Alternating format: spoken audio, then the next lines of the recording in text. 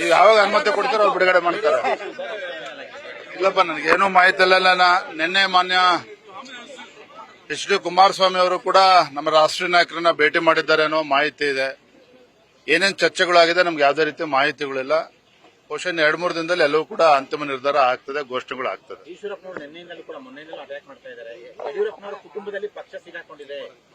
ಬೇರೆಯವರಿಗೆ ಅಧ್ಯಕ್ಷ ಸ್ಥಾನ ಕೊಟ್ಟಿದ್ರೆ ನಾನಿದ್ದೆ, CT ರವಿ ಇದ್ದೆ, ಯತ್ನಾಳ್ ಅವರಿದ್ರು, ಯಾರಿಗಾದ್ರೂ ಕೊಡಬೇಕಿತ್ತು, ಮಗನ ಕೊಟ್ಟಿದ್ದಾರೆ. ಇದೆಲ್ಲದಕ್ಕೂ ಕೂಡ ಕ್ಷೇತ್ರದ ಜನ ಮತ್ತೆ ರಾಜ್ಯದ ಜನ ಉತ್ತರವನ್ನು ನೀಡುತ್ತಾರೆ. ನಾನು ಇನ್ನೇನೇ ಸಂದರ್ಭ ಹೆಚ್ಚು ಮಾತಾಡೋದಕ್ಕೂ ಇಷ್ಟಪಡೋದಿಲ್ಲ. ಅವ್ರ ಪಕ್ಷದ ಹಿರಿಯರಿದ್ದಾರೆ, ಭಾರತೀಯ ಜನತಾ ಪಾರ್ಟಿಯಲ್ಲಿ ಇದ್ದಾರೆ. ಸೊ ಎಲ್ಲವೂ ಕೂಡ ಸರಿ ಬಗೆಹರಿತದೆ, ಎಲ್ಲಾ ಸಮಸ್ಯೆಗಳು ಬಗೆಹರಿತದೆ ಅನ್ನೋ ವಿಶ್ವಾಸ ನನಗೂ ಕೂಡ ಇದೆ.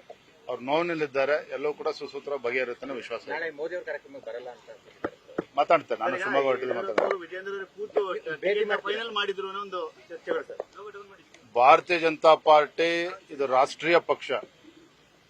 ರಾಜ್ಯದ ಯಾವುದೇ ಕ್ಷೇತ್ರ ಅಭ್ಯರ್ಥಿಗಳ ಬಗ್ಗೆ ತೀರ್ಮಾನ ಮಾಡೋದಾದ್ರೆ ನಮ್ಮ ಕೇಂದ್ರದ ವರಿಷ್ಠರು ಎಲ್ಲರೂ ಕೂಡ ಕೂತು ಚರ್ಚೆ ಮಾಡಿ ತದನಂತರನೇ ಎಲ್ಲವೂ ಕೂಡ ನಿರ್ಧಾರ ಆಗಿರ್ತಕ್ಕಂಥದ್ದು. ಯಾರೋ ಒಬ್ಬರು ಮಾತು ಕೇಳಿಕೊಂಡು ನಮ್ಮ ಪಕ್ಷದಲ್ಲಿ ಆ ರೀತಿ ತೀರ್ಮಾನ ಮಾಡೋದಕ್ಕೆ ಸಾಧ್ಯನೂ ಇಲ್ಲ, ಅದಕ್ಕೆ ಅವಕಾಶನೂ ಕೂಡ ಇಲ್ಲ. ಎಲ್ಲರ ಒಮ್ಮತದ ತೀರ್ಮಾನ ಅಭ್ಯರ್ಥಿಗಳು ಇವತ್ತು ಘೋಷಣೆ ಆಗಿರ್ತಕ್ಕಂಥ. ಏನಪ್ಪ ಮಾತಾಡ್ತೇನೆ, ನೀವು ಅಪ್ನ ಕೊಟ್ಟರೆ ಭೇಟಿ ಆಗ್ತೀನಿ. Thank you.